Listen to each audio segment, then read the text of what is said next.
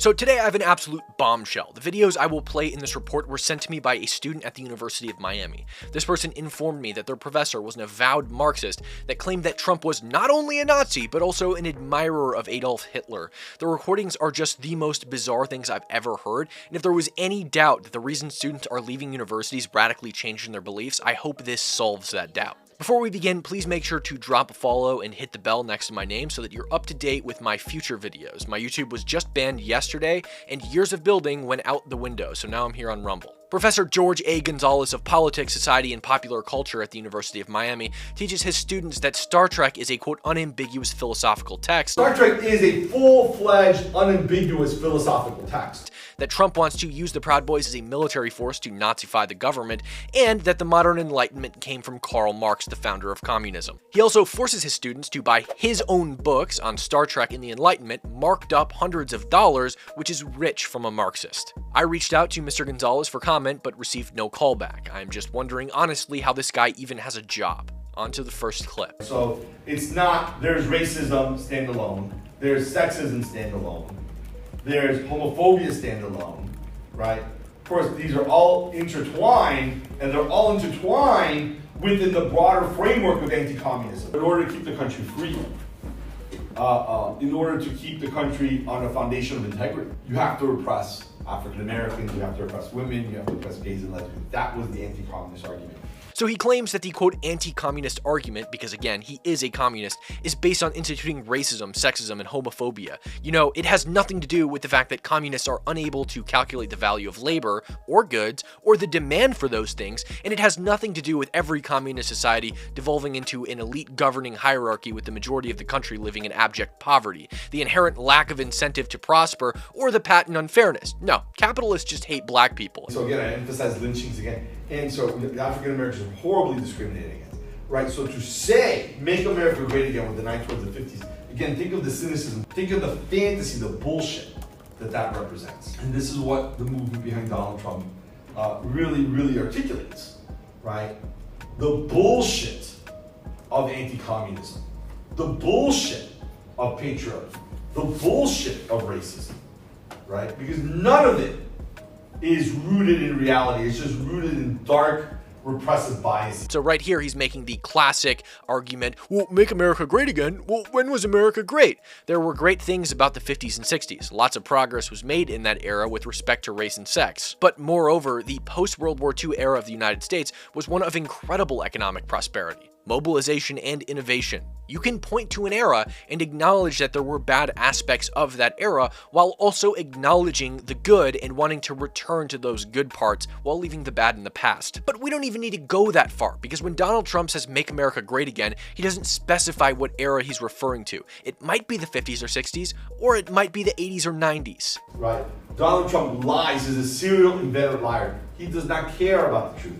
Adolf Hitler was an inveterate serial liar. He did not care about the truth. So Adolf Hitler was a serial liar and Trump is a serial liar. He's not, but let's for a moment just assume that's true. That must mean that Trump equals Hitler, right? According to George A. Gonzalez, yes. Hitler also loved to paint, and Bob Ross also liked to paint. Are Bob Ross and Adolf Hitler remotely similar ideologically in any way, shape, or form? Probably not. There are very definite indications that Donald Trump admires Adolf Hitler. But what Donald Trump would love, what he's really going for in the immediate term, is an essay. He wants the Proud Boys to have a membership of 10 million.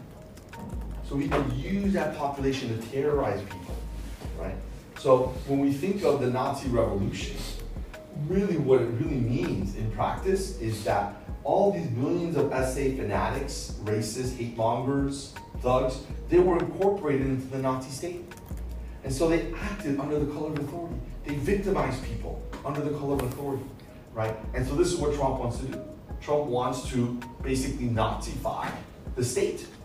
And of course, the first step in that is mobilizing, again, these far-right elements. So we've gone from terrible arguments to straight-up fairy tale land. When has Trump ever claimed that he wanted to increase the membership of the Proud Boys to 10 million to Nazify the government? The information for this argument was pulled out of thin air. It's based on nothing and has zero merit. And he's not teaching this to his YouTube channel or his friends. This is in a college where he is employed as a professor. He's speaking to young, impressionable people. So Trump, again, this notion of tribe, this notion of division. Trump says, I will always put America first. He said that to the UN, interestingly enough. He said that to the UN, a body committed to global solidarity and working together to solve the world's problems. When he says something that I reject, now he speaks openly of railing against globalists, right? So he seems to imply that Trump just hates the rest of the world because he said at the UN that he will always put America first. He was, at this time, the president of the United States. His primary purpose in his position as the executive leader of the United States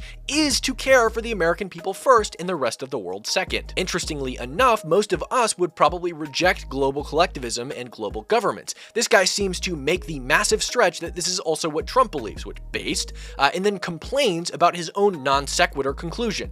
So Donald Trump, he rails against globalists, and for good reason. People will say that's what's a code word for Jews, because Jews have always falsely been conveyed as lacking a loyalty to the state. So now globalist is a code word for Jews? His daughter is married to a Jew.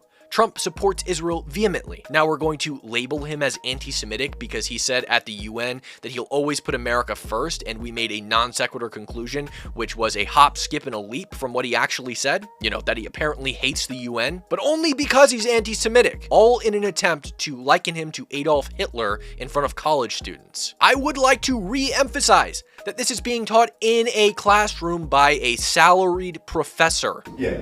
Well, that's what I talk about there. I said, look, ultimately, the real question before us is the means of production going to be used to enrich the billionaire class? So yes, in a context of neoliberal capitalism and the race to the bottom, right, the means of production is used at the expense of the public, right? Well, yes, there's deindustrialization and economic displacement to use slave labor. You're right. That's absolutely the case. That's absolutely the case. Foreign countries, not here. Well, regardless, what does it matter? I'm going to overlook that language because we're talking about human beings here. So that's just more communist BS. Capitalism bad because capitalism uses child slave labor, even though with the global rise of capitalism in the mid-1850s, child labor has significantly decreased all around the world. Why? Because capitalism creates better material outcomes for people, and those people are then less likely to send their children to work. And then there's the part where he said, well, it doesn't really matter if it doesn't happen in America, it still happens. It absolutely does matter. The countries with the highest rates of child labor are countries that are either structurally destabilized or formerly or currently socialist states. North Korea, Venezuela, Vietnam, Ukraine, Laos, Belarus, the list goes on. What's the point of sovereign, independent nations if there really is no point to it? It only serves the billionaire class to have sovereign independence. Yeah, I just don't even have words for this one. A salaried professor at an academic institution was just asked, based on your argument, what's the point of independent nations? And he replied by instructing them that there really is no point to independent countries. This is exactly why your kids go to college and come home with all their hair chopped off, big huge nose rings, and the hammer and sickle tattooed on their foreheads. And this is happening in Florida, of all places. Imagine what it's like at the University of California institutions. But that's not the job of the President of the United States. Of course it is. Of course it is the job of the President. It's the job of the President because in promoting the living standards from across the world, right, you are also incorporating the United States in that. So this was in reference to the UN America First stuff. A student says, but taking after the rest of the world is not the job of the president. And he replies by saying, of course it is. You could argue that presidents have made it their job to look after the rest of the world, and I agree and disagree with those actions to varying degrees, but the president's sole purpose is to govern America. I hope this video gave some insight into what it's actually like at these universities.